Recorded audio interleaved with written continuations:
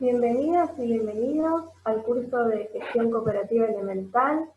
Hoy comenzamos con el módulo número 3, el cual se trata de aspectos legales y articulación con el INAE. Pero antes de comenzar quería hacerles algunos comentarios. Uno tiene que ver con respecto del certificado de este curso, ¿sí? Quería comentarles que el certificado del curso va a estar disponible en la última clase, la cual ya les comento va a ser el 16 de diciembre. Más adelante les explicaremos bien cuál será la mecánica para acceder al certificado, pero ya les confirmamos que la última clase va a estar disponible, ¿sí?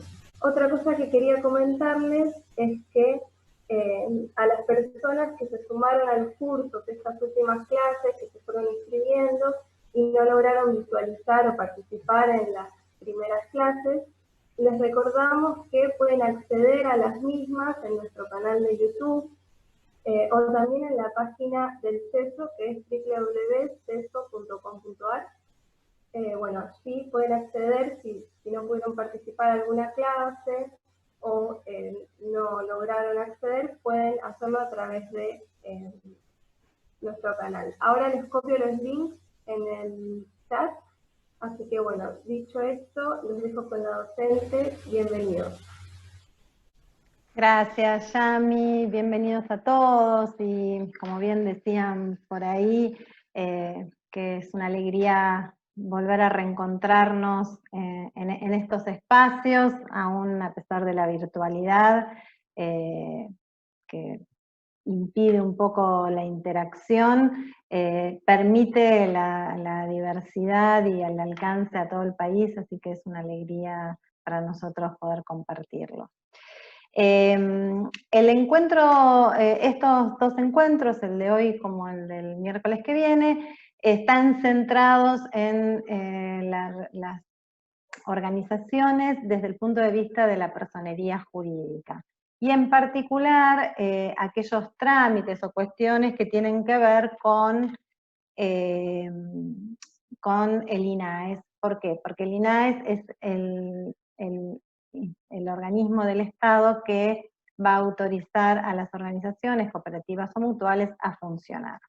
El día de hoy nos vamos a centrar principalmente en esta característica de las cooperativas como personas jurídicas, pero si bien vamos a trabajar con ejemplos de una cooperativa en particular, es, digamos, asimilable a cooperativas, mutuales e inclusive a otras organizaciones en temas formales, a cualquier otro tipo organizativo o persona jurídica. Después, obviamente, cada personería jurídica tiene sus propias particularidades que tendremos que atender. Pero sobre todo, el objetivo de este encuentro es trabajarlo desde una perspectiva de diálogo entre la práctica y la norma, ¿sí? Por eso vamos a ver y vamos a compartirles una experiencia de una cooperativa textil de Salta, y vamos a intentar hacer este diálogo entre la vida cotidiana de las organizaciones y las normas y las leyes que las regulan. Y siempre desde la misma perspectiva que venimos trabajando en todos los encuentros. Todo el bagaje normativo que nos ayuda y nos fortalece en muchos aspectos, tienen que tener una relación con la realidad. Y sobre todo, lo que nosotros nunca tenemos que perder de vista es quiénes somos como organización y cuáles son nuestros objetivos. Y a veces en este diálogo, como en toda comunicación, puede haber algunas inconsistencias, distancias entre lo que nos pide la norma y lo que nos pasa en la vida real. Y acá es donde tenemos los desafíos como tanto integrantes de cooperativas, mutuales, organizaciones de la economía social, o asesores o personas que acompañamos a este tipo de organizaciones, en el desafío de ver cómo articulamos de la mejor manera las normas con la vida organizacional, sin poner en riesgo los objetivos y la identidad de esa organización. Pero para esto, para poder hacerlo de la mejor manera posible y sin poner en riesgo la sustentabilidad de la organización ante incumplimiento de normativas legales, es que debemos conocerlas y ver cuál es la mejor manera de implementarlas hacia el interior de nuestra organización. Así que empezamos, les voy a compartir el material de hoy.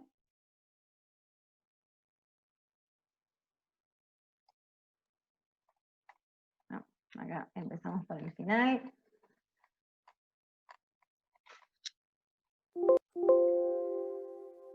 Perfecto. Antes de entrar al tema central, que es la relación de la cooperativa y su articulación con el INAES, les voy a contar un par de novedades de resoluciones que emitió el INAES, que salieron publicadas el día de ayer.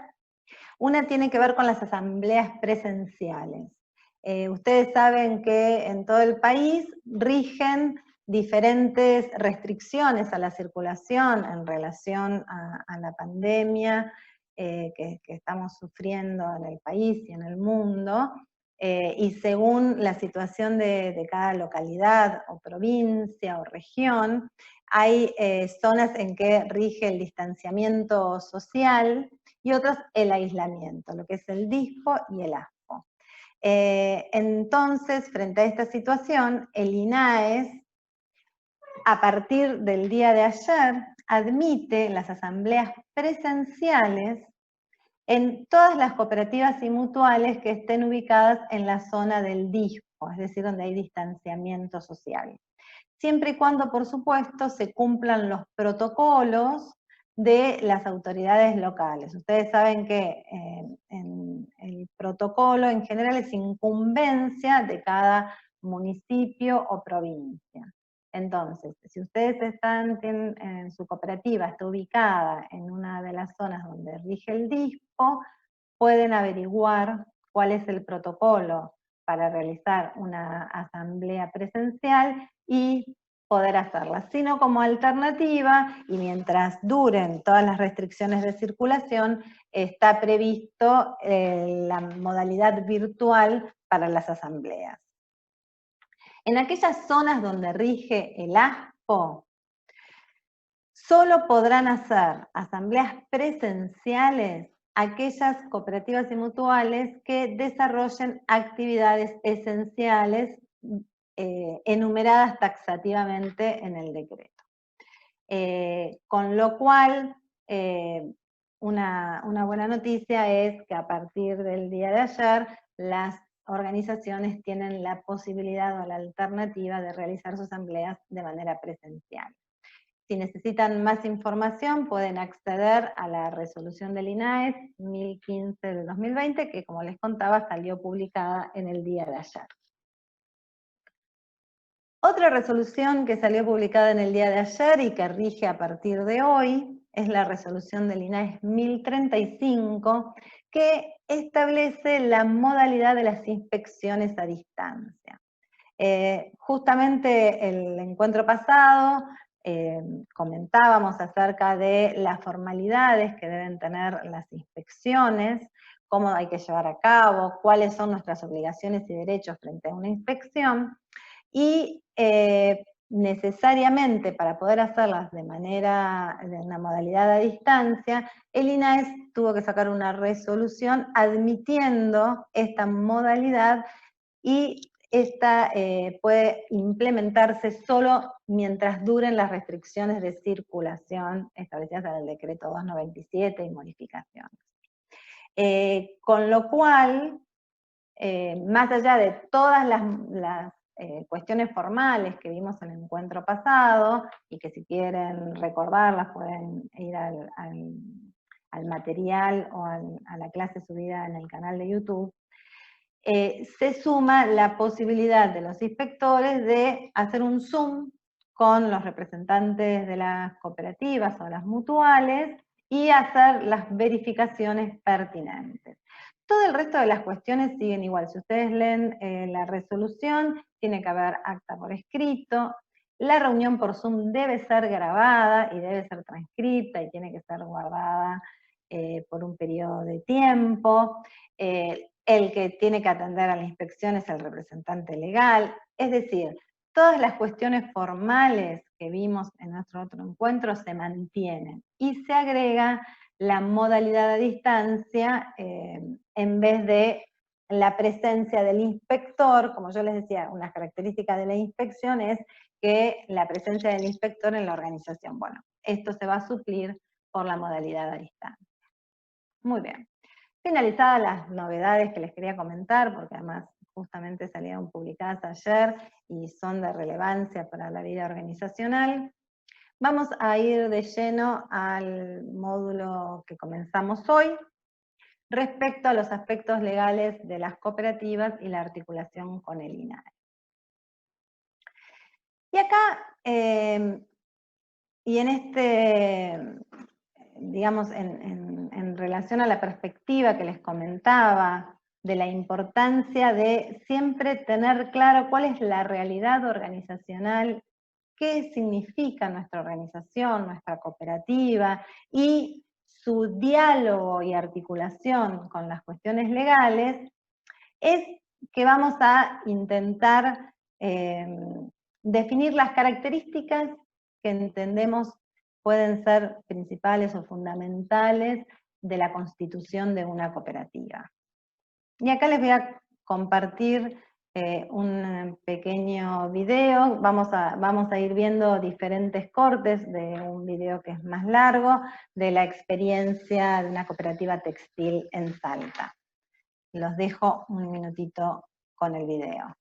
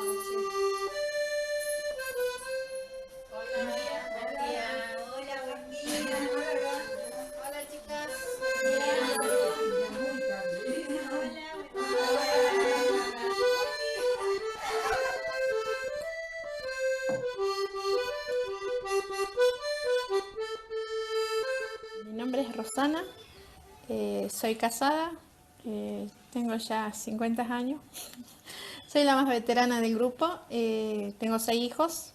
Mi nombre es Micaela Soria, tengo 21 años, trabajo acá en la cooperativa, soy una integrante, soy la más chica. Marina Rodríguez, tengo 23 años.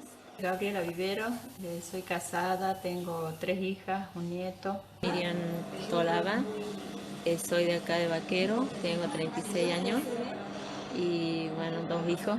Soy Liliana, soy de Vaquero, vivo en el barrio 50 Vivienda. Mi nombre es Graciela, tengo 34 años, soy mamá de 2 niños. Mi nombre es Verónica, tengo 39 años, soy separada, tengo 3 niños. El más grande no vive conmigo, está en Buenos Aires, él se recibió de enfermero en el ejército. Bien. ¿Qué es lo primero que me parece importante resaltar respecto de la organización cooperativa? Precisamente que la cooperativa somos cada uno de los miembros de la organización. La cooperativa somos nosotros, y es una construcción colectiva. Y la relación que hay entre los miembros de la cooperativa y la cooperativa es una relación de cooperación entre los propios miembros y en relación propia a la organización. Todos cooperamos para el bien de la cooperativa, porque eso luego redunda en la satisfacción de las necesidades de cada uno de los miembros que la componen en cumplimiento del objeto que se haya, o el fin con el cual se hayan reunido las personas y asociado en forma cooperativa. ¿Por qué recalco esto? Porque esta es una característica principal de las organizaciones cooperativas, y que de alguna manera también lo vamos viendo plasmado en la normativa que la regula. Quizás no en toda la dimensión real de lo que significa la construcción colectiva, pero sí intenta de alguna manera respetar precisamente esta relación entre la cooperativa y sus asociados, y distinguir claramente lo que es un acto cooperativo de un acto de comercio. Y acá hay una gran diferenciación entre lo que podríamos encontrar en la relación que hay entre los socios de una sociedad anónima o una sociedad por acciones, una SRL, respecto de una organización cooperativa. Otra de las características importantes que tiene la organización cooperativa es la propiedad colectiva. Todos los bienes que adquiere la cooperativa es del colectivo, no es individual de cada una de las personas, ¿sí? Lo mismo, los resultados que genera la organización cooperativa se les llaman excedentes y no ganancias. Y acá viene atado a que es una entidad sin fines de lucro. Y esto me quiero detener un poco en este punto, porque inclusive el encuentro pasado, yo vi al pasar en el chat, que hacían una diferenciación cuando charlábamos entre una asociación civil y una cooperativa, qué diferencia hay, y yo muy escuetamente les comenté que las asociaciones civiles se rigen por la Inspección General de Justicia y tienen su normativa en el Código Civil y Comercial, y las cooperativas tienen una ley propia y se rigen con las resoluciones del INAE. ¿Por qué la importancia de comentar la finalidad lucrativa o no lucrativa de las organizaciones? Es porque tanto la asociación civil como la cooperativa son entidades sin fines de lucro. ¿Y qué entendemos por lucro? Muy digamos, simplificando el concepto, lucro es la ganancia que surge del capital, y es propio de los objetivos de las entidades capitalistas o comerciales, cuyo principal objetivo es la obtención de ganancias para maximizar su capital. Y esto es una diferencia fundamental, porque está fuera del objetivo de una organización cooperativa y por supuesto de una asociación civil. Los resultados que se generan propios de la actividad cooperativa y de la relación con los propios asociados y miembros de la cooperativa son para distribuir entre sus miembros en relación, por ejemplo, de una cooperativa de trabajo, al trabajo aportado por cada uno de sus miembros. Y es muy lejos del concepto de lucro. Por eso es que cuando hablamos de los resultados de la organización hablamos de excedentes, porque es precisamente el monto que excede entre el precio y el costo de los servicios o productos prestados, y no hay existencia de lucro. Esto es importante que lo tengamos claro, porque además precisamente estas ideas constitutivas de la cooperativa es la que vemos reflejada en muchas de las normativas y, por ejemplo, la que da lugar a las exenciones impositivas. ¿Por qué no se tributa impuesto a las ganancias si está exento? Porque precisamente la cooperativa no genera ganancias. Solidaridad. La solidaridad es otro de los valores característicos y constitutivos de una organización cooperativa, como también así la democracia. Es decir, las decisiones se toman de manera horizontal. Y otra vez, y a modo de ejemplo, a diferencia de una sociedad comercial, donde quien más capital aporta es el que tiene más votos y por ende es el que puede decidir en la toma de decisiones, en una cooperativa todos los miembros tienen igual capacidad de votar y de incidir en las decisiones. Y el trabajo autogestionado o el trabajo autogestivo, sobre todo en las cooperativas de trabajo, es central en su conformación y su constitución. Ahora bien, cuando todas estas características propias, nosotros nos juntamos, somos un grupo de personas que decidimos resolver algunas de nuestras necesidades a través de una organización cooperativa, compartimos estos valores, decidimos darle un paso más a esta organización asociativa, que en principio además el primer norma que nos rige es la Constitución Nacional, que es la que nos permite la libre asociación. Decidimos darle un paso más y darle una existencia legal. Y ahí es donde transformamos nuestra organización con todos estos valores en persona jurídica. Y ahí nos vamos a remitir al Código Civil y Comercial, que en uno de los artículos del mismo código define qué es una persona jurídica. Y en diferenciación a las personas humanas, que seríamos cada uno de nosotros, las personas físicas o personas humanas en términos del Código Civil y Comercial, a diferencia de ellas tenemos las personas jurídicas, que la define como todos los entes a los cuales el ordenamiento jurídico, es decir, un conjunto de normas, leyes, le confiere la aptitud de adquirir derechos y contraer obligaciones para el cumplimiento de su objeto y los fines de su creación. ¿Qué quiere decir esto? Que este grupo asociativo, a través de determinadas normas y leyes, puede adquirir derechos y contraer obligaciones por sí. Esto quiere decir que va a poder hacer todas las operaciones y las actividades que puede hacer nuestra organización, que es comprar, vender, prestar servicios, producir productos, en fin. Todo aquello que nosotros definamos como objeto o finalidad de nuestra organización. Y este es un punto central también, porque según cuál sea mi objeto y la finalidad para el cual yo me asocio, va a ser el tipo jurídico que la ley me va a regular. Entonces, ahí es importante encontrar la normativa que más se ajuste a los objetivos de mi grupo asociativo. Si nosotros compartimos todos estos valores y características que comentábamos antes de la cooperación, la solidaridad, la no finalidad de lucro, entre otros, la cooperativa va a ser el tipo jurídico que más se ajuste al tipo de organización al cual nosotros queremos conformar y crear. Pero por supuesto no vamos a tener el tipo jurídico exacto que se ajuste 100% en su legislación a lo que nosotros pretendemos, porque digamos, tendríamos que tener un marco normativo que tenga tantas personas jurídicas como grupos asociativos existan, y eso sería casi imposible.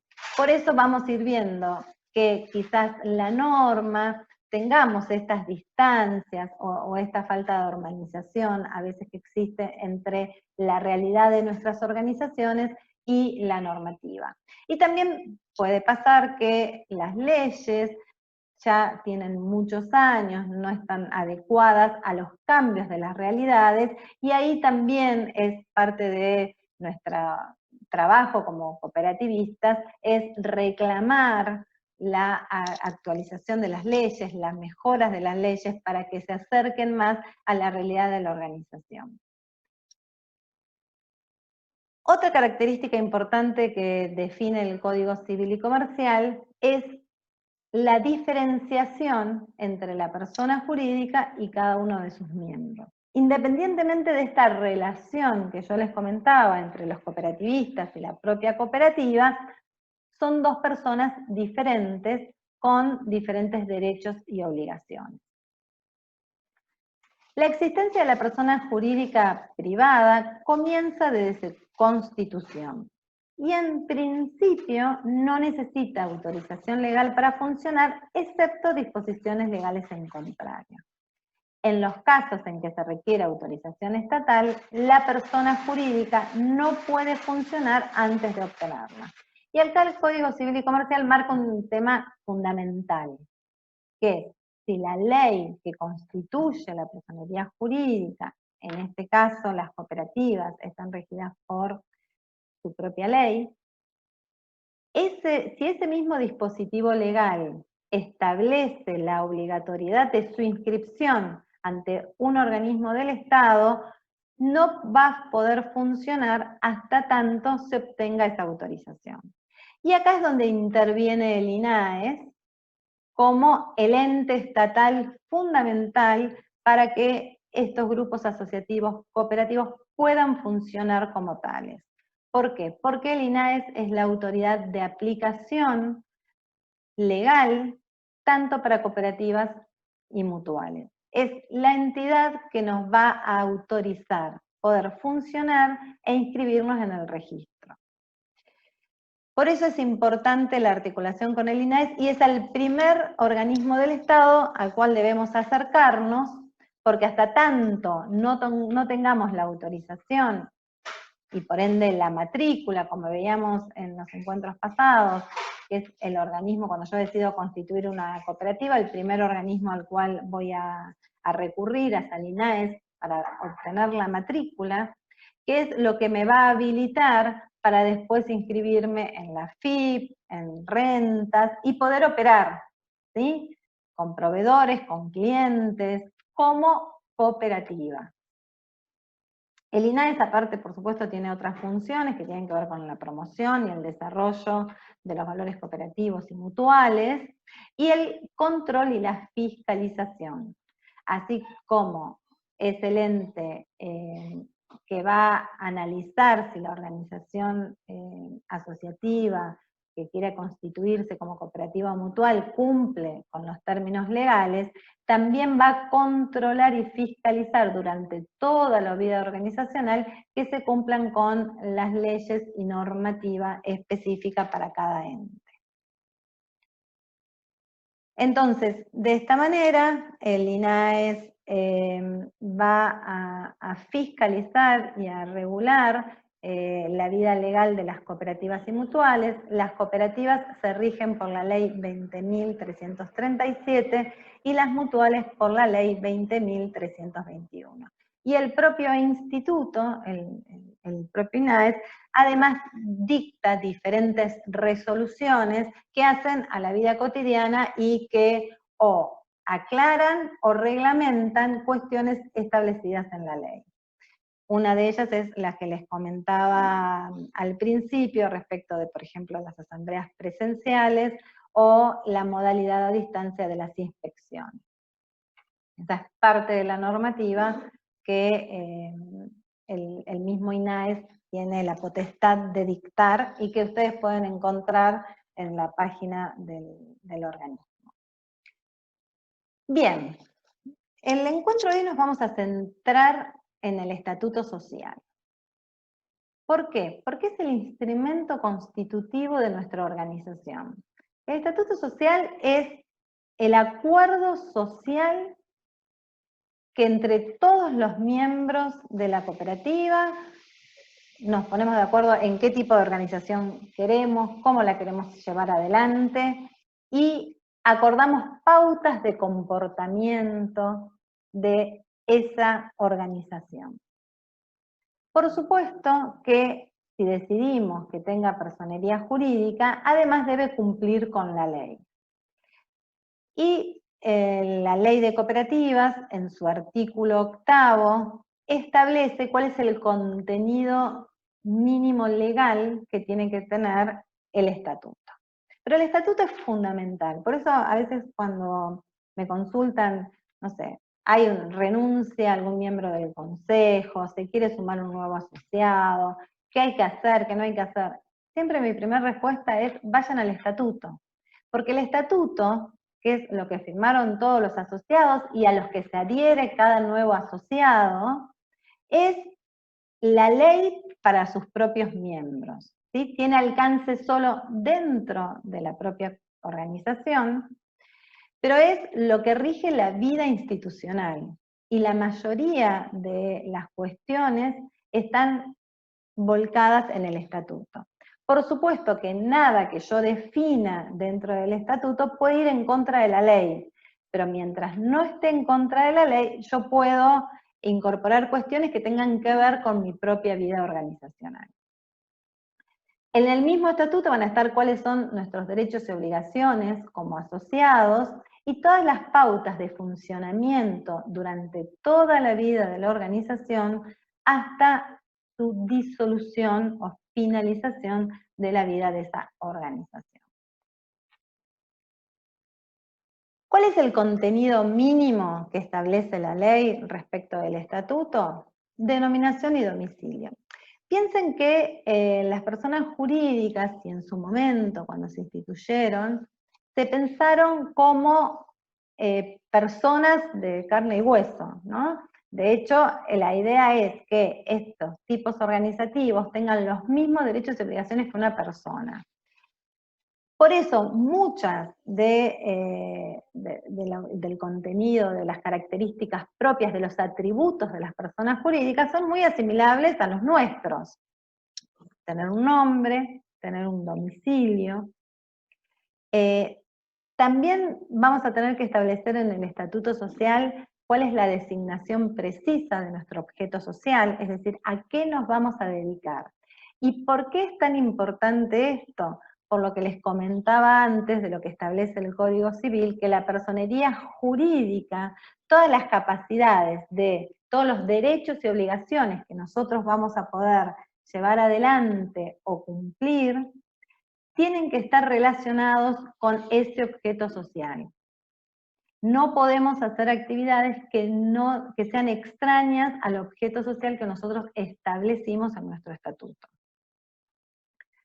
También se va a establecer el valor de las cuotas sociales y el derecho de ingreso si lo hubiera, ¿sí? Y nos expresa también la misma normativa que el valor de las cuotas sociales tiene que estar expresado en moneda argentina. También vamos a definir en nuestro estatuto social cómo nos vamos a organizar, ¿sí? Quiénes van a llevar las tareas administrativas, cómo se va a hacer, cuáles son los tiempos, cómo vamos a tomar las decisiones en las asambleas, cómo va a ser la sindicatura o la fiscalización del trabajo que nosotros hacemos. Es decir, toda una estructura organizativa que nos permita ordenarnos y mantener el cumplimiento y el desarrollo de la organización. También vamos a poder definir cómo vamos a distribuir los excedentes y en caso de que haya pérdidas, cómo se van a financiar o a sustentar estas pérdidas, a sostener. ¿Cuáles son las condiciones de ingreso, retiro o exclusión de asociados?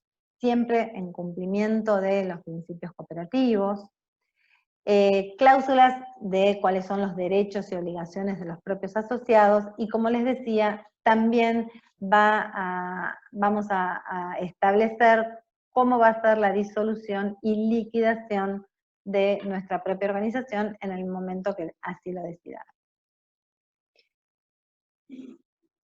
Bien, entonces lo que vamos a trabajar durante el día de hoy va a ser a través de un estatuto modelo. En este caso yo elegí el estatuto de una cooperativa de trabajo que publica en su página el mismo INAES. Vamos a ir viendo cómo este estatuto habla de las cosas que nosotros hacemos día tras día en nuestra vida cotidiana de la organización, y algunas que tienen que ver con cumplimientos legales. Pero también el desafío es intentar entender la lógica de la normativa y la importancia que a veces tiene con nuestra vida organizacional y cómo busca garantizar también el buen desarrollo de nuestra cooperativa en cumplimiento de los objetivos que nosotros nos habíamos planteado.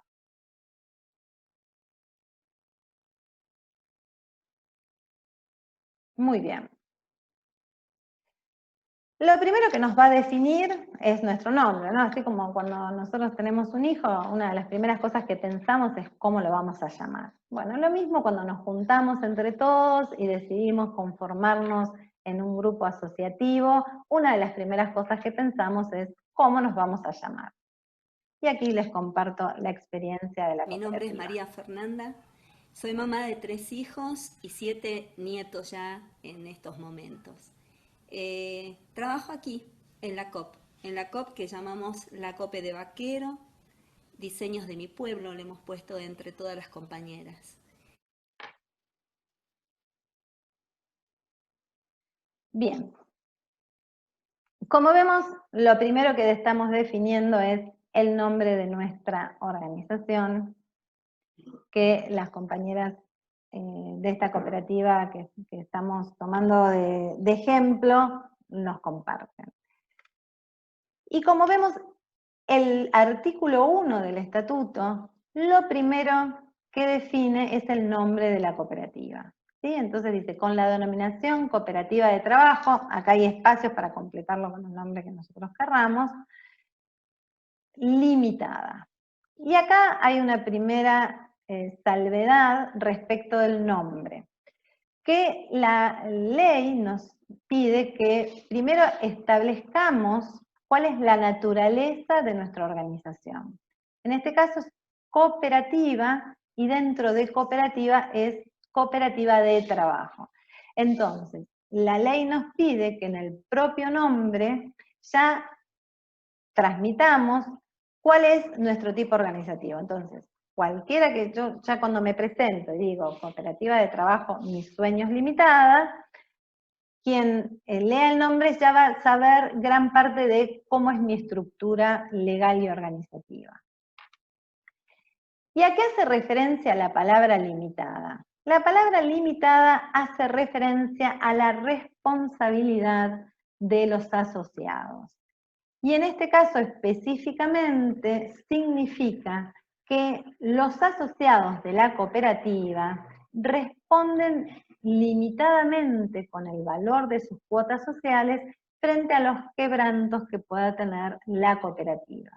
Esto es decir, que frente a alguna situación adversa donde la cooperativa entra en situación de quebrantos, los asociados responden con la cuota social que aportaron y no más allá. Es decir, que nadie les va a poder exigir parte de su patrimonio personal para cubrir las pérdidas de la cooperativa.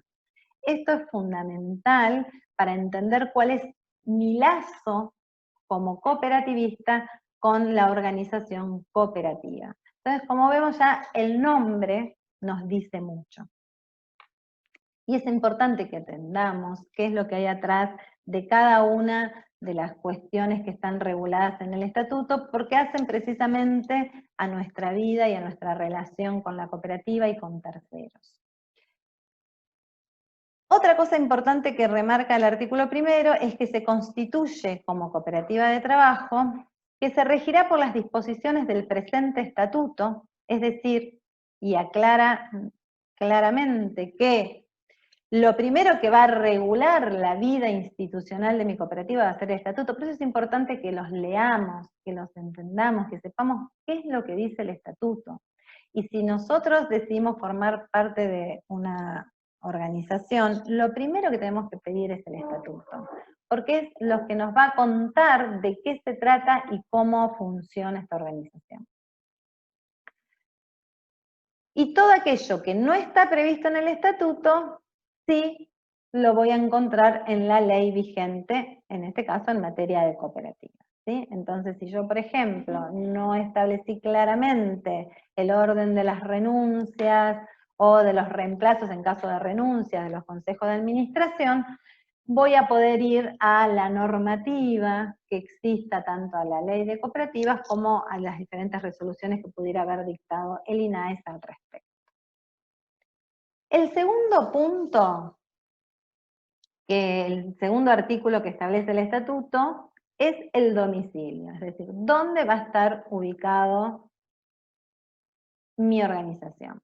Y acá la sugerencia siempre es poner la jurisdicción, es decir, en qué provincia va a estar. Y el domicilio exacto, es decir, la calle, el número y demás, aclararlo en un acta de consejo de administración. ¿Por qué es esto? ¿Por qué es importante poner solo la jurisdicción? Porque la jurisdicción yo la necesito saber porque va a ser cuál es el ámbito en el cual yo voy a tener efectos económicos y el ente, el organismo local que me va a regir. Si yo pusiera además la calle donde voy a estar ubicada, si yo necesito por alguna razón mudarme, supongamos que amplío y encuentro un lugar más grande por crecimiento de mi propia cooperativa, y tengo que cambiar de domicilio, voy a tener que modificar el estatuto, ¿sí? En cambio, si yo pongo la jurisdicción y fijo el domicilio a través de un acta de consejo de administración, voy a poder modificarlo en caso que sea necesario a través de un acta. Por eso, otra cuestión importante a tener en cuenta es que tenemos que tener claro cuáles cuestiones que hacen a nuestra vida organizacional están establecidas en el estatuto y cuáles no.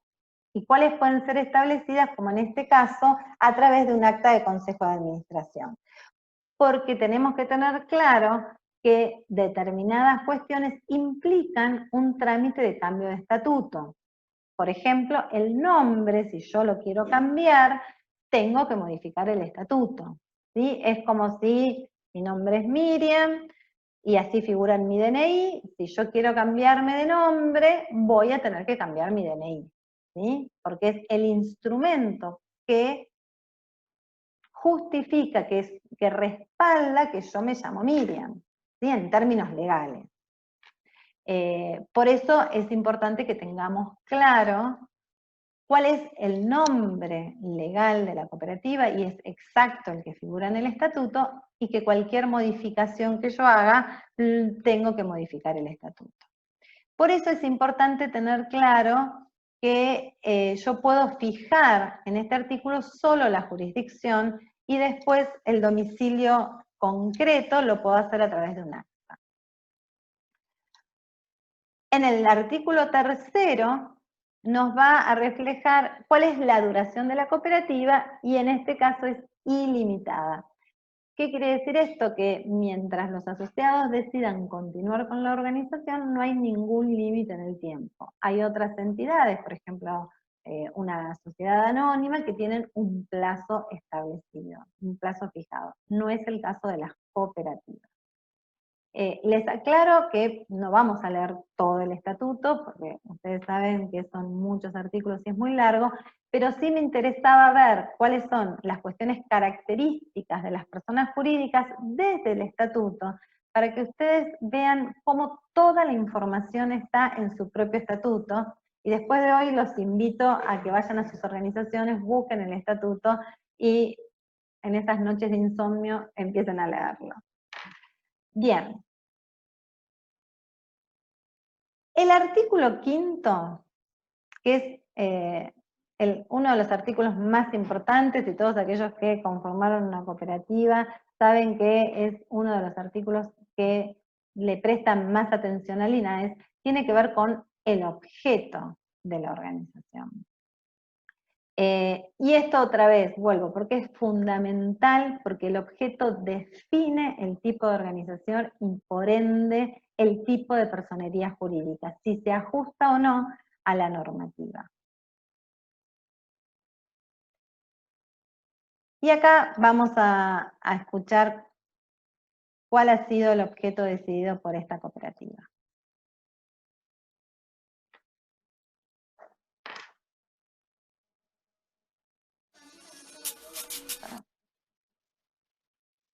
Entonces, las mujeres decidimos organizarnos. Y el común denominador fue la tela, fue el tejido, fue el bordado, el trabajar juntas en lo que es la parte textil.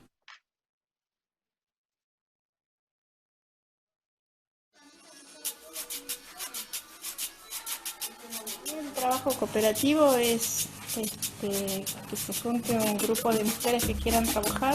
Ya no tenemos un jefe, trabajamos todos, acá todos somos dueños de todo, damos ideas y hacemos trabajo, o sea, sin órdenes de nadie. Entre nosotras mismas nos vamos orientando, ayudando, compartiendo, o sea, compartimos la sabiduría todas. Que todos aportamos ideas, o sea, aportamos ideas y no hay de patrones. Bien, bueno, acá las compañeras de esta cooperativa transmitían dos ideas respecto a la finalidad de por qué se juntaron. Una es la de trabajar en temas textiles, bordado, diseño. Eso es una de las actividades que las nucleó y que compartieron entre todas. ¿Qué van a ser las actividades que vamos a definir en el artículo 5 respecto del objeto social? Entonces va a decir que la cooperativa tendrá como objeto asumir por propia cuenta, valiéndose del trabajo personal de sus asociados. Esto es importante porque es una cooperativa de trabajo, entonces claramente el trabajo tiene que ser desarrollado por los propios miembros de la cooperativa y no por terceros de la cooperativa, en las actividades inherentes a, y acá pondríamos confección textil, diseño, bordado. Acá la normativa nos pide que seamos lo más precisos y específicos respecto de cuál va a ser el objeto de nuestra cooperativa. Y intentemos describir claramente cuáles serían las actividades que vamos a llevar adelante. Seguidamente, el mismo artículo expresa que las tareas antes descritas se realizarán en forma autogestionada, entonces claramente acá hace referencia al trabajo autogestivo, con recursos propios, sin subordinación técnica, jurídica y económica de otra empresa. Esto tiene que ver también con lo que mencionábamos el encuentro pasado, que había algunas de las preguntas también o comentarios que hacían respecto de que yo decía por qué el Ministerio de Trabajo podría ir a una cooperativa de trabajo, por ejemplo, a intentar verificar que las relaciones de los trabajadores son genuinas y no hay relación de dependencia encubierta. Bueno, precisamente porque además van en contra del objetivo propio de la cooperativa, que es que ninguno de los miembros ni la organización puede estar subordinada a la decisión de otro, porque si no aquí habría un patrón, que es un poco lo que dicen también las compañeras. Bueno, la manera que nosotros decidimos trabajar es sin patrón. Todos los miembros de manera autogestionada decidimos cómo llevar adelante las tareas por las cuales decidimos juntarnos. Y este es un punto importante, sobre todo en las cooperativas de trabajo. Y fomentar el espíritu de solidaridad y ayuda mutua entre los asociados y cumplir con el fin de crear conciencia cooperativa. Esto también tiene que ver con las características propias del grupo que ha decidido asociarse. ¿Se acuerdan cuando empezamos en la exposición que hablábamos precisamente de cooperación y solidaridad? Y así claramente también lo reflejamos en nuestro propio estatuto y también lo establece la propia normativa que regula las cooperativas. Muy bien. Una vez que decidimos las cuestiones básicas que tienen que ver con nuestro nombre, nuestro domicilio y nuestro objeto social, empezamos a establecer diferentes pautas de ordenamiento y funcionamiento de la organización. Por lo tanto, el capítulo siguiente va a hacer referencia a los asociados, quiénes pueden ser asociados y cómo va a ser la relación de los asociados con la organización. Y acá hay un tema importante que también se los mencioné el encuentro pasado y que lo quería refrescar, acerca de, frente a una inspección, la importancia de ser ordenados respecto de los requerimientos legales de cómo un asociado se adhiere a una cooperativa, ¿no? Entonces, una de las cuestiones que sirven como medio de prueba de que el asociado es un asociado cooperativista y no es un trabajador encubierto en relación de dependencia, es lo que establece el artículo 10, que dice que toda persona que quiera asociarse tiene que presentar una solicitud por escrito ante el Consejo de Administración, comprometiéndose a cumplir con las disposiciones del presente estatuto y los reglamentos que en su consecuencia se dictan, y a suscribir la cantidad de cuotas mínimas que así se requiera según el estatuto. Esta nota de solicitud yo siempre sugiero tenerla y hacerla. Si bien muchas veces en la práctica se acercan compañeros que conocen a la organización o son los miembros fundadores de la cooperativa que deciden formarse, cuando se van sumando nuevos compañeros, mi sugerencia es hacer esta nota por escrito y que quede archivada en el legajo de cada trabajador, porque no solo es una obligación que debemos cumplir en relación a nuestro estatuto, en cuanto, siempre y cuando el estatuto así lo tenga, sino que además es un medio de prueba frente a verificaciones o inspecciones respecto del comportamiento de nuestra organización. Y otro tema importante es que se considerará asociada desde el momento de que su ingreso resulte aprobado por el Consejo. Entonces, el mecanismo es, yo conozco la organización, me entero, hago una solicitud para poder asociarme, el Consejo de Administración lo trata, y una vez que lo resuelve y lo aprueba, recién ahí me puedo incorporar como asociado. Entonces, como toda resolución que aprueba el Consejo de Administración debe constar en un acta de consejo. Seguimos con diferentes normativas que tengan que ver con los asociados. Y vamos a encontrar el capítulo del capital social. Acá es donde se van a establecer cómo se va a conformar el capital social. Una de las primeras cosas que dice que el capital es ilimitado. Esto quiere decir que se puede incrementar de manera ilimitada. Y esto es una diferencia también con las sociedades comerciales, que en general establecen un tope del capital en el propio estatuto, y en caso que se decida incrementar este capital, debe modificarse el estatuto. En el caso de las cooperativas no, es ilimitado, con lo cual cualquier incremento de capital no va a requerir una modificación del estatuto social. Vamos a tener artículos específicos respecto del capital, su integración y su modalidad. El capítulo siguiente se va a referir a la contabilidad y al ejercicio social.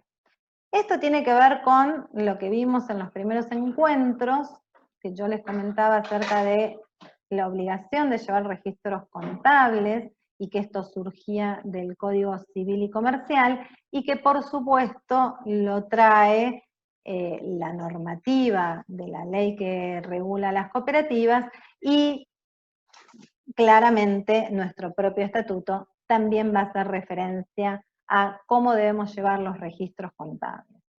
Y en el artículo 26 de este estatuto establece que la contabilidad será llevada en idioma nacional, con arreglo a lo dispuesto en el artículo 321 del Código Civil y Comercial que veíamos en nuestros primeros encuentros.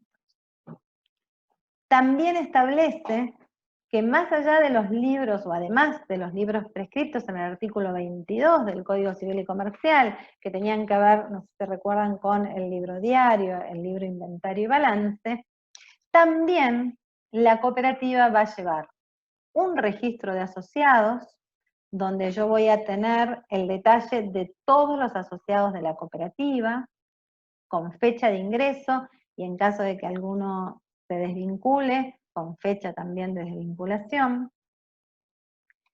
El acta el libro de actas de asamblea, donde voy a volcar todas las resoluciones adoptadas en la asamblea, el libro de actas de consejo de administración, los informes de auditoría, donde se van a volcar los informes de la auditoría externa respecto de los balances e informes trimestrales en caso de corresponder.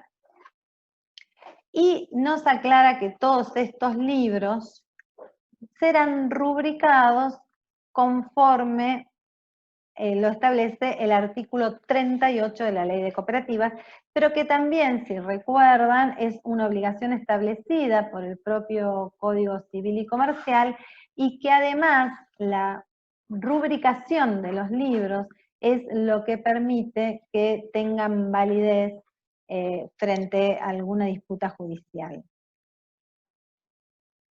El trámite de rúbrica se hace a través del mismo INAES. El mismo instituto que me da la matrícula es el que me va a rubricar los libros para que pueda usarlos legalmente, cumpliendo tanto con las leyes como con mi propio estatuto. Después también hace referencia a la fecha de cierre. En este caso es 31 de diciembre, pero cada organización podrá elegir la fecha de cierre que considere más adecuada para la actividad de la organización. Y también la verdad es que se puede elegir cualquier día, pero por usos y costumbres en general se elige el último día del mes, 30 de junio, no sé, 30 de abril, 31 de diciembre. Pero lo cierto es que no está estipulado que tenga que ser el último día del mes, sino que yo perfectamente podría poner 15 de marzo y podría ser una fecha válida. Pero en la práctica es bastante engorroso, por eso no se usa una fecha así tan arbitraria. Otro de los temas que también estuvimos mencionando y que comentaban que era exigido por el propio INAES, que tiene que ver con los balances. Y en respuesta al artículo 41 de la Ley de Cooperativas y que levanta nuestro propio estatuto, se especifica que el balance, que es la rendición de cuentas que hace anualmente el Consejo de Administración frente a sus asociados, es decir, qué es lo que pasó en la vida organizacional en términos económicos financieros, junto con la memoria, que la memoria es ese documento que elabora el Consejo de Administración, agregando información al balance, información cualitativa en general, ¿no? Toda información que no podemos expresar en términos cuantitativos en el balance y que explican qué es lo que pasó y además todos aquellos eventos relevantes de nuestra vida organizacional. Ese documento que es la memoria, junto con el balance y con el informe del síndico y el auditor, tienen que ser primero puestos a disposición de los asociados, porque va a ser información que se va a aprobar en la asamblea, con no menos de 15 días de anticipación. Y además, esta información tiene que presentarse ante el INAES. Y esto es obligatorio. Acá hay un párrafo, o una oración mejor dicho, que también es importante. Dice, en casos en que los mismos fueran modificados por la asamblea, se remitirá una copia definitiva de acuerdo al artículo 31 dentro de los 30 días. ¿Qué significa esto? Porque nosotros estamos acostumbrados a veces a que se hace el balance y después hacemos las asambleas de consejo, de administración, y ya estamos en general todos de acuerdo y todo se aprueba. Pero la realidad es que el balance es la rendición de cuentas de la gestión, es parte de la gestión del Consejo de Administración. Entonces, el Consejo de Administración anualmente tiene que preparar, confeccionar este balance, ponerlo a disposición de todos los asociados y en asamblea aprobarlo. Puede ser que la asamblea no esté de acuerdo con lo que informa el Consejo de Administración y pedir aclaraciones, pedir más información, y en cuyo caso, si se detecta algún error, puede pedir que se modifique el balance. Y esto es totalmente habitual en la vida de una organización, no es algo extraordinario ni conflictivo, digamos. Puede suceder y que la asamblea modifique el balance, por lo tanto, el Consejo de Administración deberá modificarlo y volver a enviar las copias definitivas del balance. Por eso existe este párrafo y a eso se refiere cuando dice que podrá remitir el balance definitivo. Porque además recordemos, y lo vamos a ver en un ratito en más detalle, que el órgano soberano, la última palabra de la organización, lo tienen todos los asociados, no el Consejo de Administración. Muy bien, y ahora sí entramos al capítulo de las asambleas. Y aquí vamos a compartir la experiencia de la cooperativa textil de Salta. El trabajo entre mujeres y sobre todo con lo que es los principios y valores cooperativistas dignifica porque da lugar a que cada mujer pueda crecer y desarrollarse en su propia vocación, lo que le gusta hacer del oficio, y que cada una pueda participar con su opinión. Yo recuerdo que las primeras asambleas no nos gustaba opinar, porque cuando tú opinas es exponerte ante el otro, y a veces uno con lo que piensa tal vez al otro no le gusta. Pero acá en las asambleas aprendimos a decir, a darle cuerpo, forma y palabra a lo que pensamos y a lo que nos gusta, y esto nos llevó a crecer como mujeres, a informarnos, a leer. Entonces, quiero o no, nos fuimos empoderando, como yo digo, primero como mujeres, y luego en nuestro trabajo, y también dentro de nuestra familia. Empezamos a decir a las que son casadas, a decirle al esposo cómo me gustan las cosas, a decirle al hijo lo que espero de él. Entonces, quiera o no, esta participación, esta horizontalidad ha generado la participación y el poder decir, el poder tener la palabra. Bueno, acá algo que me parecía sumamente interesante rescatar de esto que comenta esta asociada, es la importancia de poder decir, de poder hablar, de tener la palabra. Y eso es lo más importante de las asambleas, son estos espacios democráticos donde entre todos tomamos las decisiones que competen a nuestra propia vida, porque cada una de las decisiones que tomamos en cuanto al trabajo, cómo desarrollarlo, a quién venderle, cómo venderle, cuántas horas de trabajo, cómo distribuir los excedentes, el lugar, las condiciones laborales, ¿sí? Porque también todo lo que buscamos es condiciones dignas de trabajo. Todo eso hacen a nuestra vida cotidiana, a nuestros propios intereses y a los intereses de la organización. Con lo cual, la palabra, que es el medio por el cual nos comunicamos, es central.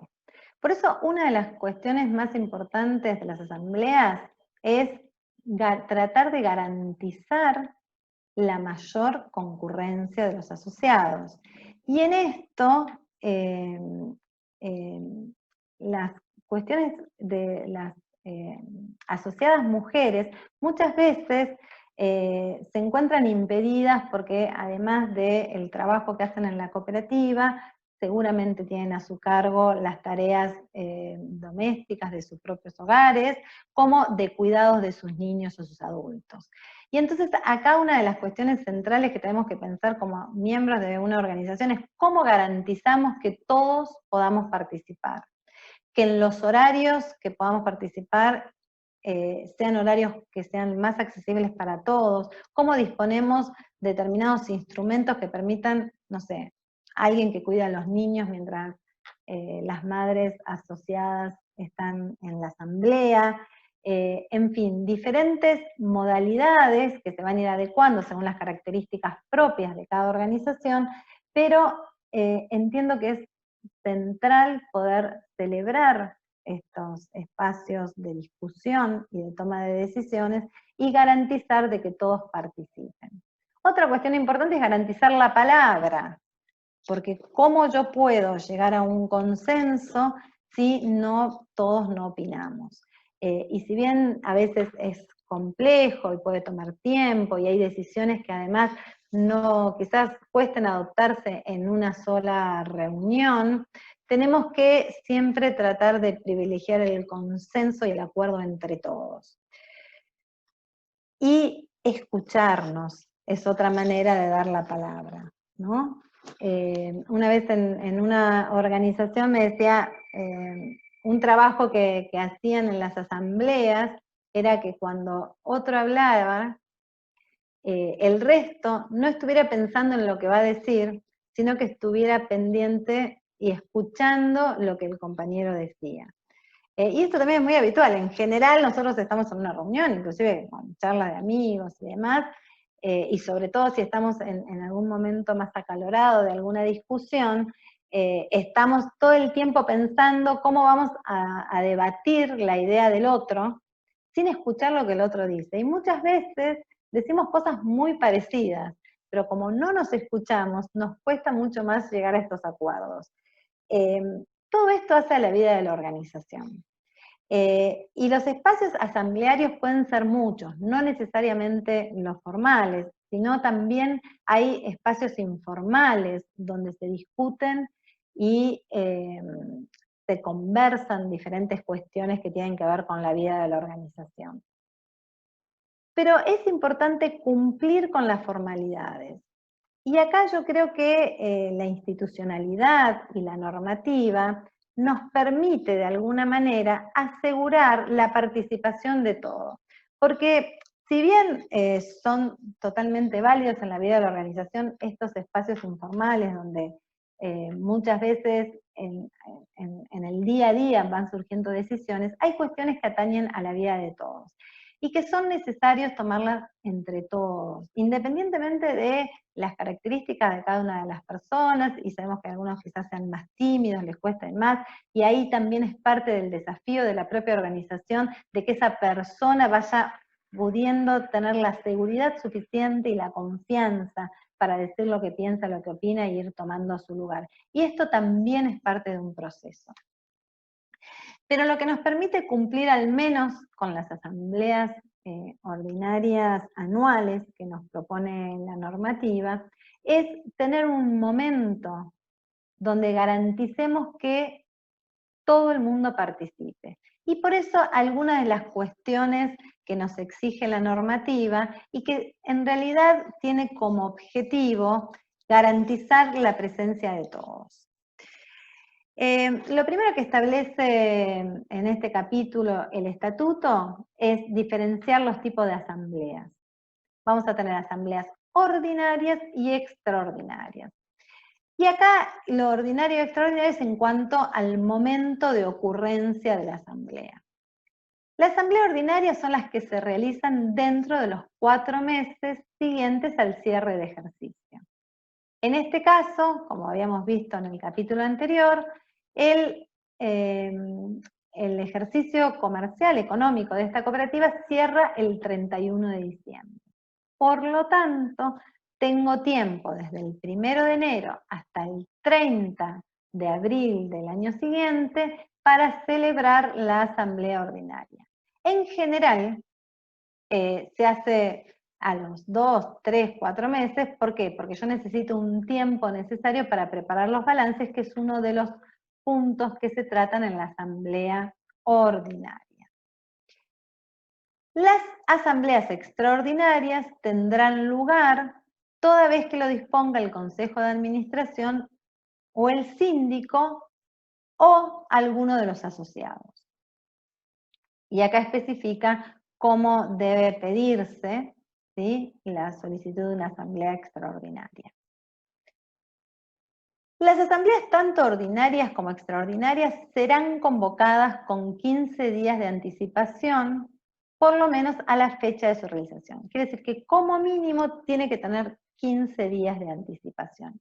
¿Y esto por qué? Precisamente para garantizar que todos los miembros vayan. Si yo la convoco de un día a otro y muchas personas quizás no puedan organizarse en sus tareas, en su trabajo, en lo que fuera, para poder participar. Por eso la ley me exige al menos 15 días. Por eso a veces, así como las prácticas, ¿no? Lo que yo les comentaba antes de la vida organizacional cotidiana, exige la necesidad de modificar la normativa, muchas veces la normativa nos permite mejorar nuestras prácticas, ¿no? Y entonces esto de convocar con anticipación tiene el propósito de alcanzar la mayor concurrencia a las asambleas, y es una norma que, si lo ponemos en práctica, va a mejorar nuestra manera de llevar adelante las asambleas. La convocatoria tiene que incluir el orden del día a considerar. Esto es fundamental, porque es muy difícil que yo pueda opinar de algo si no sé de qué se va a hablar. Si yo cuando llego a la asamblea recién me entero de cuáles van a ser los temas a tratar, no voy a tener tiempo para prepararme, para entender qué es lo que pasa y en consecuencia dar mi opinión. Por eso es fundamental que la convocatoria tenga el orden del día. Digo, no es solo un requerimiento legal que todos acostumbramos a llenar el acta de consejo de convoca y decimos, bueno, hay que poner el orden del día y se repiten cosas. Tiene un sentido, que es precisamente darle la posibilidad a todos los asociados que participen en igualdad de condiciones. Y obviamente tiene que estar claro la fecha, la hora y el lugar de realización. Y si va a ser una asamblea ordinaria o extraordinaria. Pero bueno, esto que parece obvio también es fundamental para garantizar la concurrencia de todos los asociados. Entonces, esta es la información mínima que tiene que definir el consejo, si es el que va a convocar, que en general se convoca para las asambleas ordinarias, para el tratamiento de los balances y demás, es la información mínima que tiene que informar para que los asociados puedan concurrir. Otra de las cuestiones que lo establece el mismo estatuto es que las asambleas se realizarán válidamente, sea cual fuera el número de asistentes, 1 hora después de fijada la convocatoria. Si antes no se hubiera reunido la mitad más uno de los asociados. ¿Esto a qué se refiere? A lo que se llama el quórum. ¿Qué es el quórum? Son las mayorías legales necesarias para que tenga validez la asamblea. Y en este caso yo voy a fijar una hora. Si en la hora que yo fijo hay mayoría simple, es decir, la mitad más uno de los asociados ya están presentes, puedo empezar con la asamblea. Si somos 10 y a la hora fijada ya hay 6 asociados, puedo empezar con la asamblea.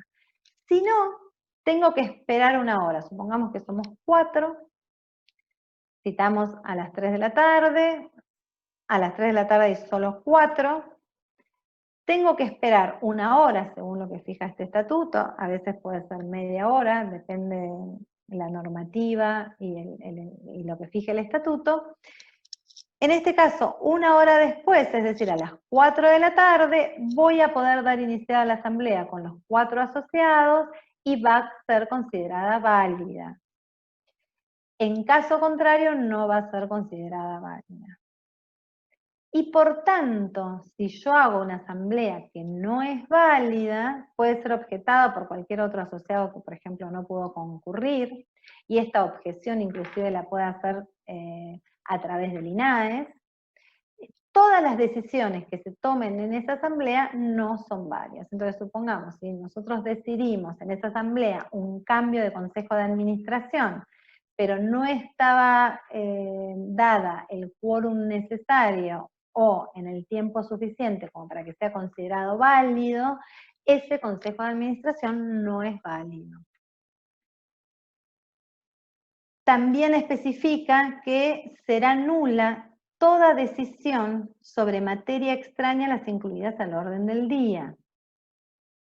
Esto tiene que ver con lo mismo que les comentaba antes. ¿Por qué es la importancia del orden del día? Para que cada uno de los asociados sepa de qué se va a hablar y pueda opinar. Digo, esto que fuertemente comentaban las compañeras de la Cooperativa Textil de Salta, el decir la palabra, yo no voy a poder hablar de algo que no sé. Entonces, precisamente una manera de garantizar la participación es explicando de qué se va a hablar y dando toda la información necesaria para que cada uno de los asociados pueda tomar una decisión al respecto. Si se trata algo en la asamblea que no estuvo establecido oportunamente en el orden del día, no va a ser válida. Esa decisión puntual, no toda la asamblea, sino ese tema. Bien. Otro tema fundamental es que cada asociado tiene derecho a un voto para tratar cada tema de la asamblea, cualquiera fuera el número de cuotas sociales. Esto es lo que garantiza la democracia y la horizontalidad en las organizaciones cooperativas. Un socio, un voto. Esto es central. No importa cuántas cuotas sociales tenga uno haya suscrito 10.000 pesos, el otro 20.000 y el otro 100.000. Al momento de votar somos todos iguales y esto garantiza que las decisiones se tomen de manera democrática. Esto es abismalmente diferente con una sociedad comercial, donde supongamos que yo tengo 3 socios en una sociedad anónima y uno de ellos tiene el 70% del capital, por lo tanto el 70% de los votos. En ese caso, no importa lo que opinen las otras 2 personas, en última instancia, por mayoría va a decidir que tenga ese asociado que tiene el 70% del capital. En el caso de las cooperativas no es así. No importa cuántas cuotas sociales haya suscrito cada uno de los asociados, no importa si uno tiene 100.000 y el otro tiene 3, al momento de la toma de decisiones, todos tenemos la misma poder de decisión. Y esto es fundamental porque las decisiones se adoptan en asamblea. Las decisiones que rigen la vida institucional se adoptan en asamblea. Y es fundamental la participación de todos porque hace la vida de todos. Y la garantía de que se tomen de manera democrática está dado en este artículo, donde cada uno tiene el mismo voto que su compañero.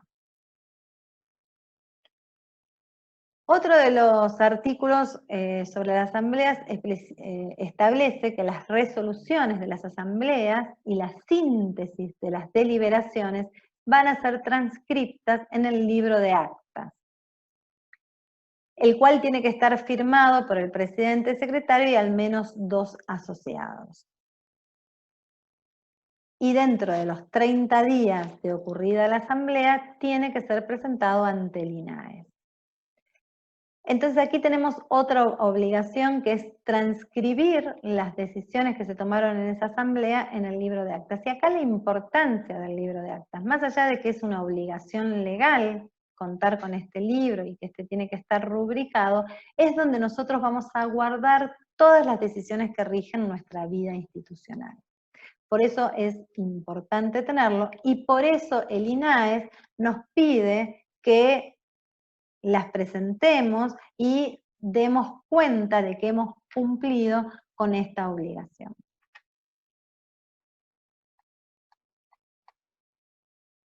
Y por último, en relación a las asambleas, las decisiones de las asambleas, conforme con la ley, estatutos y reglamento, son obligatorios para todos los asociados. Esto es importante.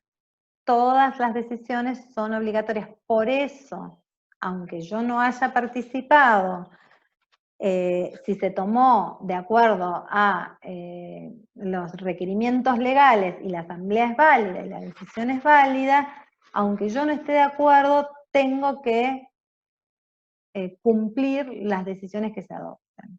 Por eso también es fundamental garantizar la mayor participación de todos los asociados.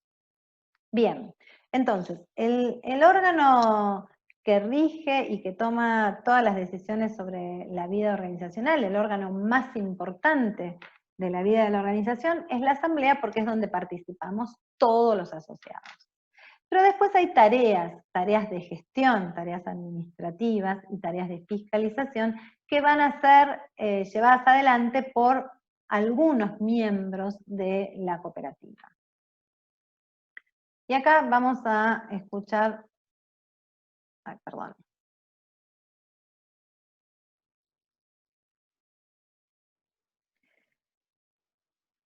¿Qué nos cuentan la cooperativa de Salta?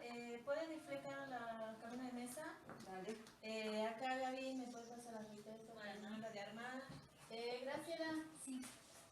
Armame la bolsita, por favor. Liliana. Para organizarnos mejor, entre nosotros nos dividimos unas tareas que, bueno, sería María Fernanda, sería presidenta, doña Roxana sería la tesorera, bueno, es la tesorera, yo soy secretaria. Miriam es la jefa de producción, es que cuando nosotros llegamos cada día es la que nos reparte la tarea, es la que anota qué es lo que produce cada una, cómo lo hace, es la que guía. Luego, la que controla la calidad es la Gaby. Bien. Acá algo importante, que me parece que es interesante resaltar, que es que las decisiones de la organización se tomen de manera democrática y horizontal, es totalmente compatible con la distribución de roles en cuanto al desarrollo del trabajo.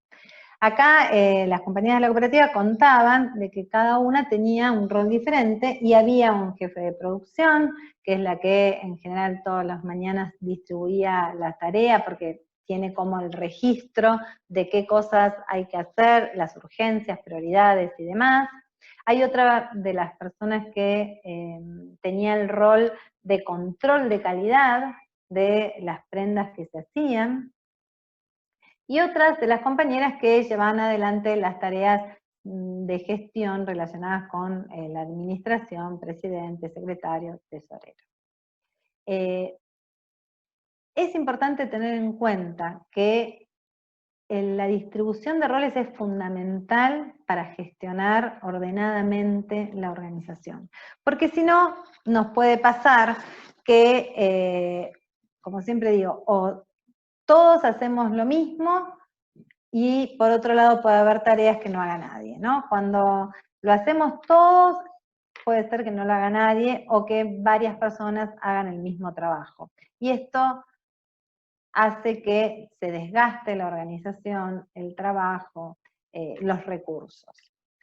Por lo tanto, la organización del trabajo es fundamental para mejorar precisamente las condiciones laborales de todos, que cada uno encuentre el lugar donde más cómodo se sienta y lo pueda desarrollar adelante.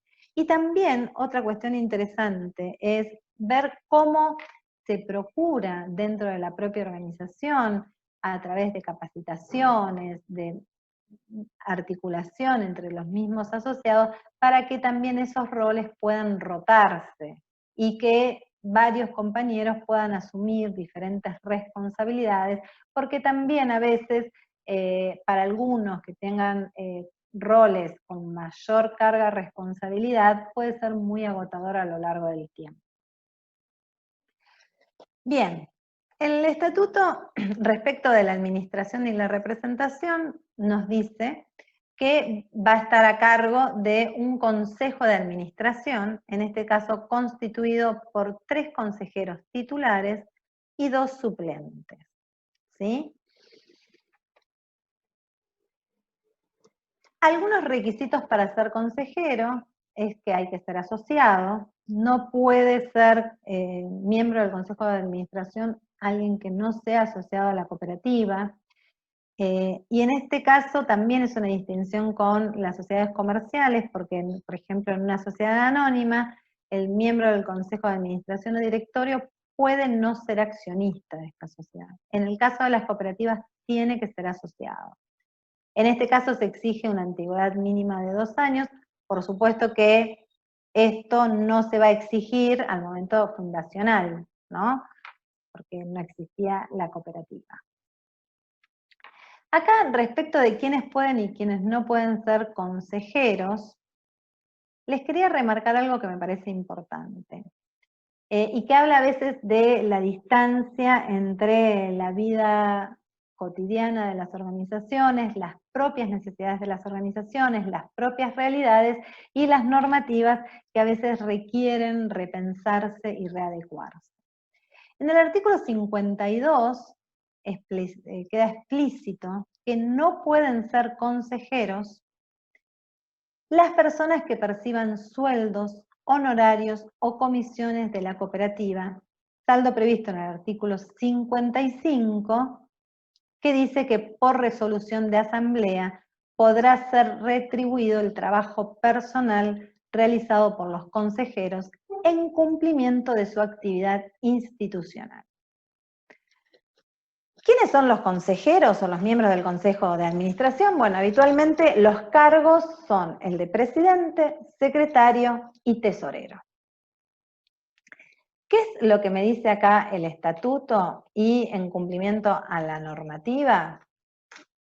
Que los consejeros pueden recibir una retribución en cumplimiento de su actividad institucional. ¿Cuál es su actividad institucional? Desarrollar el cargo de presidente, tesorero o secretario, ¿sí? Y en este caso es optativo. La asamblea, entre todos los asociados, decidirán si puede o no retribuirse el trabajo que desarrolla.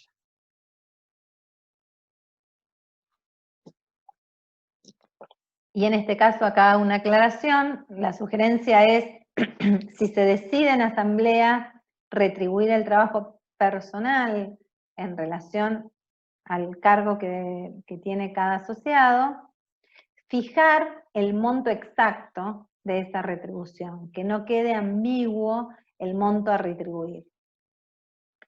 Pero no puede percibir ni sueldos, ni honorarios, ni comisiones, por fuera de la distribución de retorno de excedentes que pueda hacer la organización. Y acá a veces hay una contrariedad cuando las cooperativas, por ejemplo, firman convenios con organismos del Estado, donde muchas veces las tareas que se llevan adelante en ese convenio son desarrolladas por asociados que además tienen cargos dentro del Consejo de Administración, pero no pueden recibir ninguna retribución por ese trabajo que realizan, que es parte del trabajo como asociado, como cooperativista. Y acá yo creo que sí hay un distanciamiento entre la normativa y la realidad de las organizaciones, porque además muchas veces precisamente los diferentes ministerios o organismos del Estado eligen a estas cooperativas o mutuales u organizaciones para realizar determinadas actividades junto con el Estado, porque entienden que tienen todas las capacidades para llevarla adelante. Y quién es mejor que sus asociados que vienen desarrollando esa actividad para compartirla o con otras organizaciones o con la actividad establecida. Les doy un ejemplo para que quede más claro. Supongamos que estamos hablando de una cooperativa que presta asistencia a niños en situación de vulnerabilidad. Entonces, frente a todo el trabajo territorial que tiene la organización y demás, se convenia con algún organismo del Estado para replicar este trabajo y fortalecer otras organizaciones que hagan lo mismo en otros puntos del país. Lamentablemente, en cumplimiento de ese convenio, esa organización va a tener que contratar personas externas a su propia cooperativa, si los asociados que lo pueden desarrollar además son miembros del consejo, precisamente porque no pueden recibir honorarios por ese trabajo, y además porque el retorno que puede recibir el asociado tampoco es considerado posible en la rendición de este convenio. Y acá, digo, si ustedes han pasado o han tenido alguna situación similar, saben que lamentablemente se crea una situación conflictiva al interior de la organización de cómo llevar adelante estas actividades. Bueno, la restricción tiene que ver con esto, ¿sí? Es una restricción legal, viene de la ley de cooperativas, pero creo que tenemos que buscar mecanismos que permitan o flexibilicen un poco, porque en la realidad muchas veces los trabajadores mejor formados para llevar adelante las actividades conveniadas son los propios asociados que muchas veces ocupan cargos en el Consejo de Administración. Bien, otro tema que regula el propio estatuto tiene que ver con el quórum. Así como yo les comentaba la importancia del quórum para dar validez a las asambleas que se realizan, lo mismo sucede con el Consejo de Administración, y en este caso se estipula que el quórum será más de la mitad de los consejeros. Es decir, que si el Consejo de Administración está compuesto por 3 personas, al menos tienen que haber 2 personas en la reunión donde se tomen las decisiones.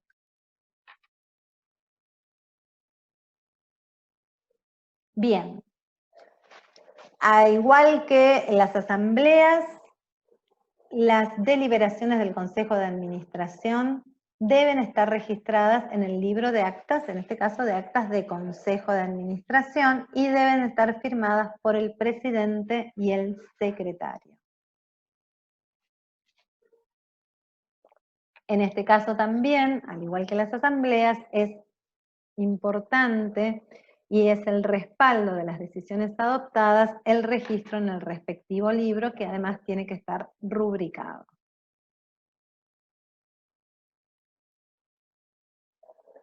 Muy bien. Por último, uno de los temas que se resaltan es que el presidente es el representante legal de la cooperativa en todos sus actos. Y acá porque también a veces hay algunas consultas si necesitan algún tipo de poder para actuar, para firmar contratos, para actuar frente a la FIP, frente al INAES, firmar documentación, convenios, etc. El presidente legalmente es el representante natural legal de la cooperativa, es decir, que el que tiene el cargo de presidente, y en cuanto, esto también es importante, esté comunicado ante el INAES, va a poder actuar en representación de la cooperativa en todos los actos que tengan que ver con la cooperativa. Y acá es importante también tener claro la importancia de informar al INAES los cambios del Consejo de Administración.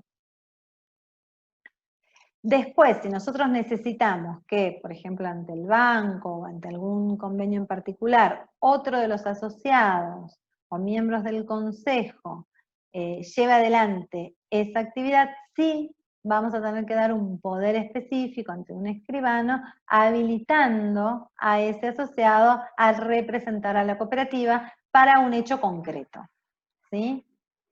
Pero el presidente no necesita de ningún tipo de poder. Y después el mismo estatuto va a establecer cuáles son las atribuciones del presidente, los deberes y atribuciones del secretario y del tesorero. El último de los organismos sociales que va a estar desarrollados en el estatuto es el de la fiscalización privada. Y acá las cooperativas tienen la obligación de tener una sindicatura. En este caso va a estar a cargo un síndico titular y uno suplente, que son elegidos por los asociados, y en este caso establece una duración de 3 ejercicios. También en los artículos que tienen que ver con el Consejo de Administración se establece la duración de los cargos, que de acuerdo a la ley no pueden superar los 3 ejercicios, y mi consejo es, en la medida que puedan y que todos estén de acuerdo, tratar de que los cargos sean mínimo de 2 o 3 ejercicios, porque renovar las autoridades todos los años a veces puede ser engorroso y además no le da tiempo suficiente a la gestión para llevar adelante las actividades que entiende deben realizarse. Bien, ¿cuál es la función de la sindicatura? Es la de controlar y fiscalizar la gestión del Consejo de Administración. Y acá también me va a especificar quiénes pueden y no pueden ser síndicos.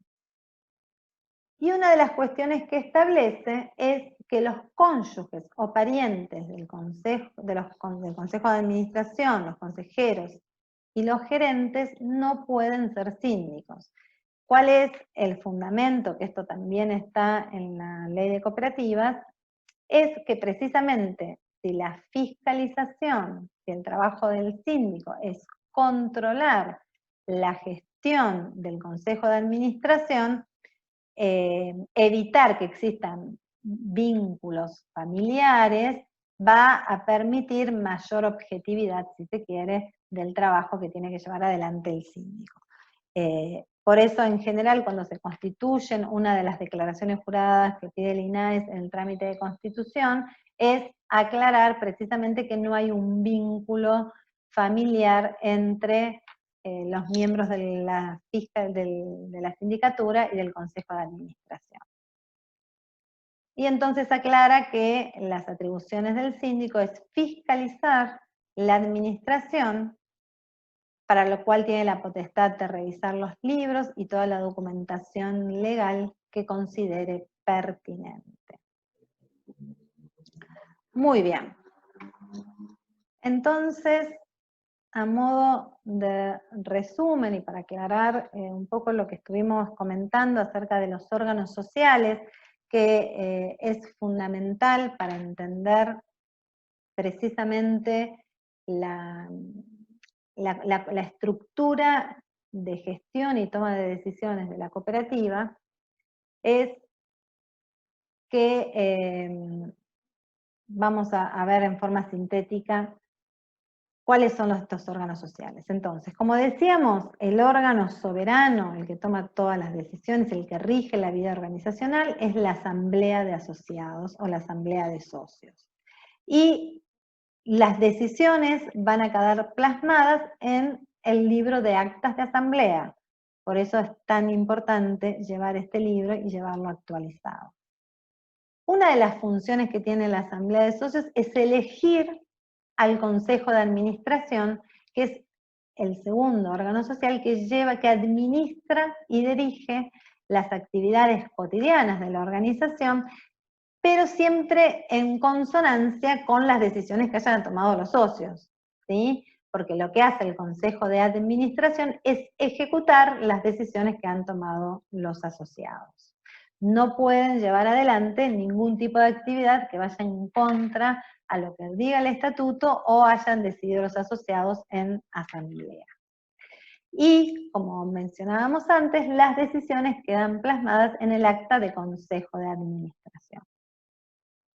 A su vez, la asamblea de asociados, los asociados en asamblea, eligen la sindicatura. Entonces, los dos órganos de gestión y fiscalización que tiene la cooperativa son elegidos por los asociados, ¿sí? Y la sindicatura lo que va a hacer es controlar, fiscalizar el desenvolvimiento del Consejo de Administración y va a emitir, a confeccionar un informe donde va a decir si de su revisión surgen irregularidades o no.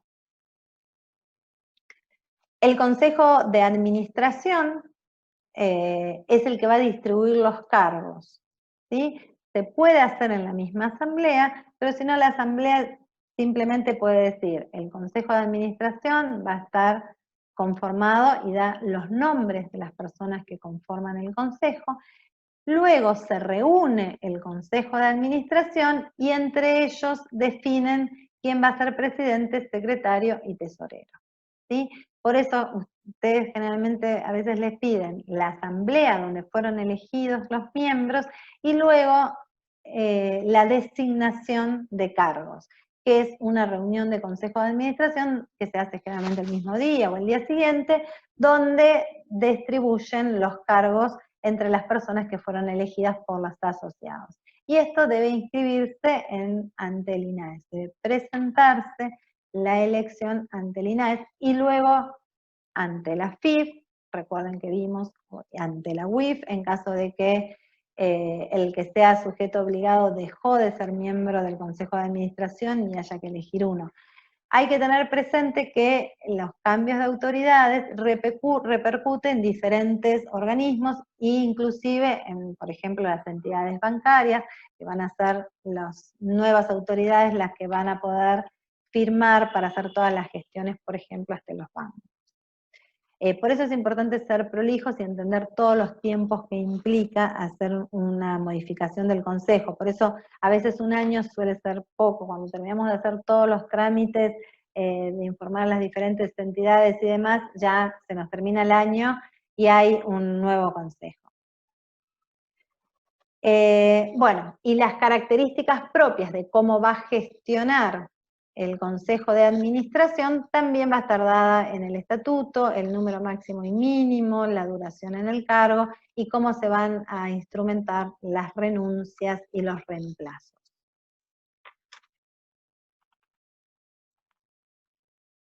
Y terminando, el último capítulo del estatuto nos va a establecer cómo van a ser la modalidad de disolución y liquidación, que es el momento en que los asociados deciden terminar con la cooperativa, con lo cual se disuelve y se hace una liquidación de los bienes, ¿sí? Entonces, esto ya va a estar a cargo de o bien el Consejo de Administración o la Asamblea, si así lo decide, puede nombrar lo que se llama una comisión liquidadora. El único objetivo que va a tener la comisión liquidadora es precisamente liquidar los bienes. Lo primero que se va a hacer es pagar las deudas, luego distribuir el remanente entre los asociados y si queda va a ir al Instituto para el Fomento del Cooperativismo. Y acá hay un tema importante. Los liquidadores son los que van a ejercer la representación de la cooperativa. Ya no va a ser el presidente, sino van a ser aquellos que hayan sido definidos por la propia asamblea como liquidadores de la cooperativa.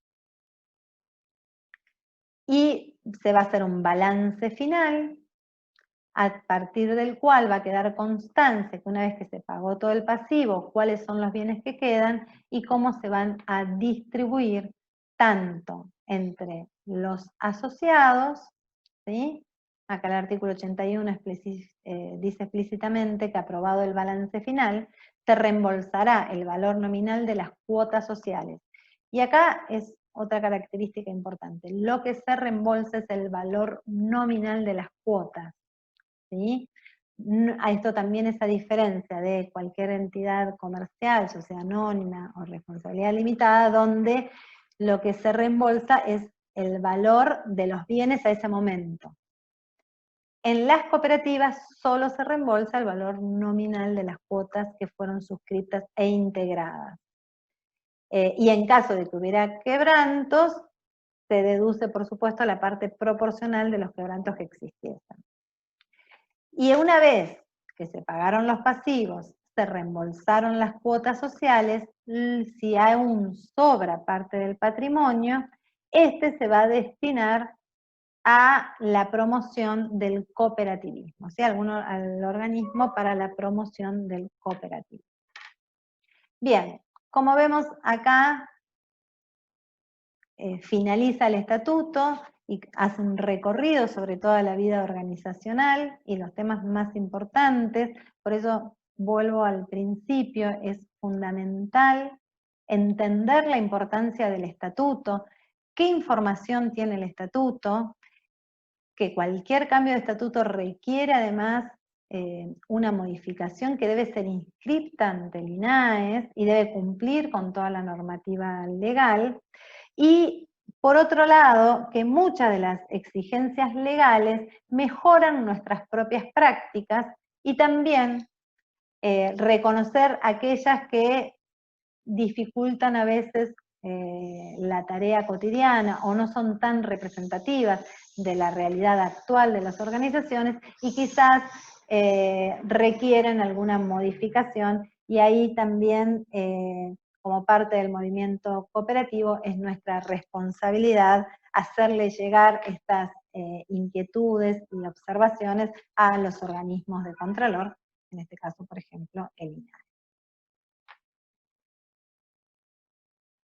Pero hay algo que no quisiera terminar el encuentro de hoy sin volver a resaltar qué es para nosotros la cooperativa. Y la cooperativa puede ser una constructora de sueños, ¿no?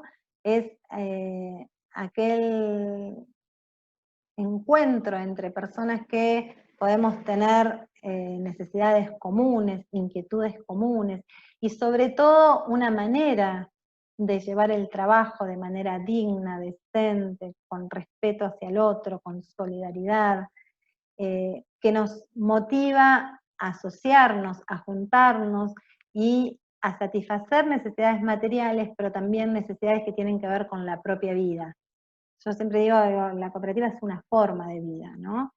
Y por eso es importante conocer todos los instrumentos legales, poder articular, ver cuáles son las bondades y cuáles son aquellas cuestiones a ser mejoradas, porque son parte de la vida organizacional, porque sostienen nuestra propia organización, pero nunca perder de vista de cuál es la propia identidad cooperativa, la propia identidad de la organización, y que el llevar adelante las cuestiones formales no nos lleven a contradecirnos en nuestros propios objetivos.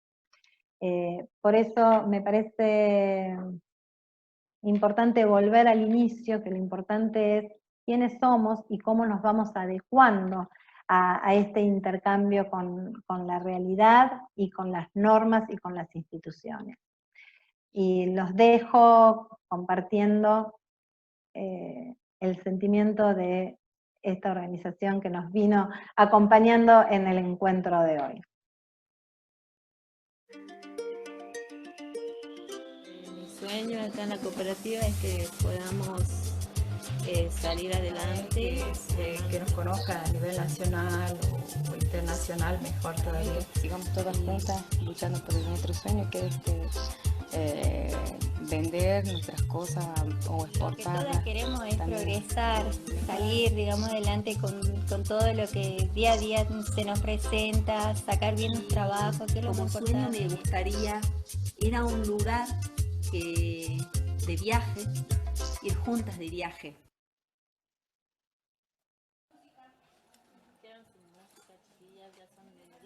Eso llevamos en nuestras venas, el poder transmitir esta historia de construcción que no ha sido fácil, pero día a día nos sentimos orgullosas de lo que hemos llegado hasta aquí sin saber nada y cómo poco a poco hemos ido adquiriendo cada conocimiento, y hay cosas que sí hemos escuchado en teoría, pero que vemos que en la práctica y la experiencia era necesario que la vivamos. No se puede ser cooperativista si no se vive el cooperativismo.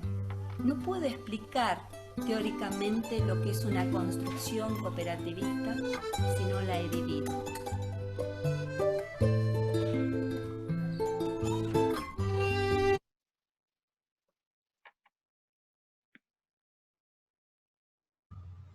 Bueno, muchas gracias, Miri. Damos por finalizado entonces el encuentro de hoy. Les recordamos que si les quedó alguna duda o consulta de lo charlado durante la clase, pueden escribirnos a cursoceso@gmail.com. Nos encontramos entonces el miércoles que viene para seguir con el módulo 3, la clase número 2. Así que bueno, los despedimos y que tengan linda semana. Bueno, muchas gracias a todos. El próximo encuentro vamos a ver cuestiones más prácticas en relación con el INAES, algunos trámites específicos y cómo llevarlos adelante a través de las diferentes modalidades que ahora también nos ha impuesto la cuarentena. Así que un placer haber compartido el encuentro de hoy y nos vemos el próximo miércoles. Gracias, Yami, gracias a todos por participar. Hasta luego.